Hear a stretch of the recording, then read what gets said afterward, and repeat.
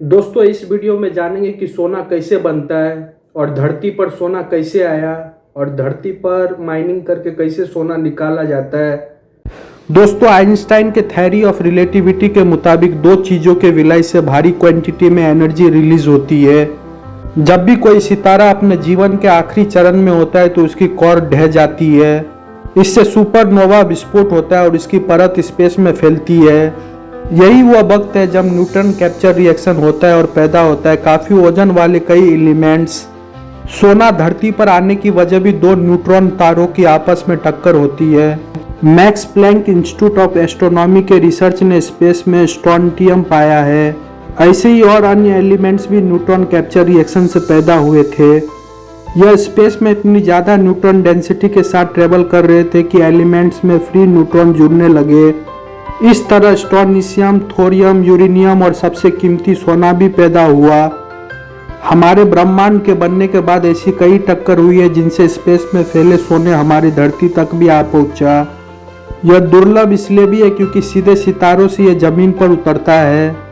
आपको जानकर हैरानी होगी कि 1868 में स्पेक्ट्रोस्कोपी के मदद से वैज्ञानिकों ने सूर्य ग्रहण के दौरान सूर्य में हीलियम की खोज कर ली। इसके बाद सूर्य की वायुमंडल में कार्बन, नाइट्रोजन और लोहे के साथ साथ सोने भी खोजा गया। रिसर्च तो ये भी कहती है कि सूर्य पर 2.5 ट्रिलियन टन सोना है जो धरती से बहुत ज़्यादा है। धरती के गर्भ में बेशकीमती चीज़ों का भंडार है जैसे कि पीने लायक पानी, सोना, चांदी, तांबा और पेट्रोलियम खनिज आदि।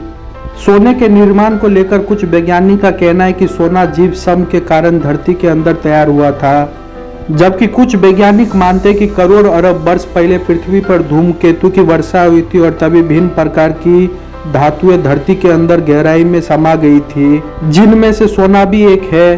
फिलहाल केमिकल विज्ञान में सोने का निर्माण संभव नहीं है। आमतौर पर सोना शुद्ध रूप में पाया जाता है, हालांकि सिल्वर, कॉपर, जिंक और लेड से भी इसे निकाला जा सकता है। इसके अलावा समुद्र के पानी से भी सोना निकाला जाता है, लेकिन लाभ की दृष्टि से यह पर्याप्त नहीं होता है। सोना आमतौर पर लोडी या विंस और प्लेसर इन दो तरह के डिपॉजिट में पाया जाता है। अब जानते हैं कि लोडी या विंस और प्लेसर क्या होता है। इग्नियस और मेटामॉर्फिक चट्टानों में उपस्थिति के अनुसार विंस और लोडी दो प्रकार के मिनरल्स है। मिनरल्स इग्नियस और मेटामॉर्फिक चट्टानों के जोड़ों और दरारों में पाए गए।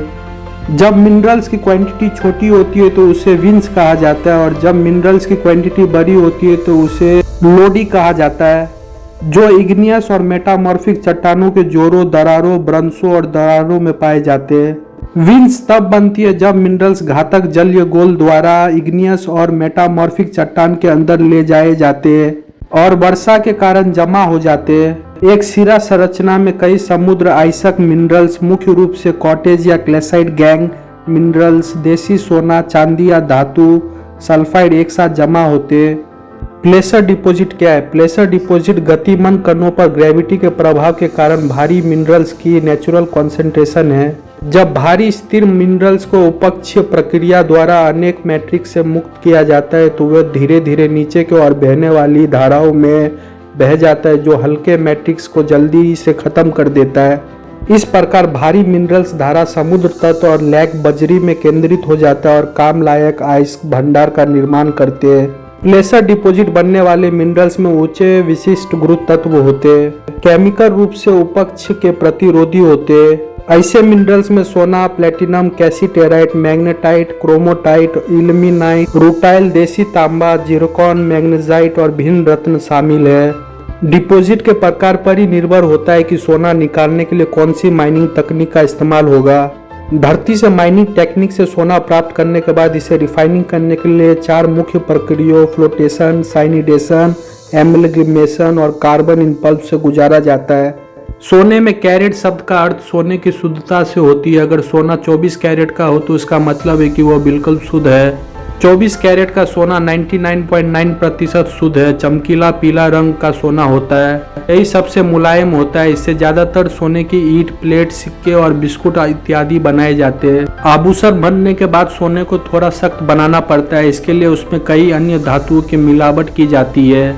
मिलावट बढ़ने के साथ उसके कैरेट भी घटते चले जाते हैं। 24 कैरेट 99.99% शुद्धता, 22 कैरेट 91.6% शुद्धता, 18 कैरेट 75% शुद्धता, 14 कैरेट 58.5% शुद्धता और 10 कैरेट 41.7% शुद्धता वाले सोने होते हैं। सोने से आभूषण बनाने के लिए उसकी मजबूती बढ़ानी पड़ती है, जिसके लिए उसके साथ तांबा, चांदी, निकल आदि धातुओं का इस्तेमाल किया जाता है। अगर ये वीडियो आपको अच्छा लगा हो तो वीडियो को लाइक कीजिए, शेयर कीजिए और चैनल को सब्सक्राइब कीजिए। मिलते हैं नेक्स्ट वीडियो में।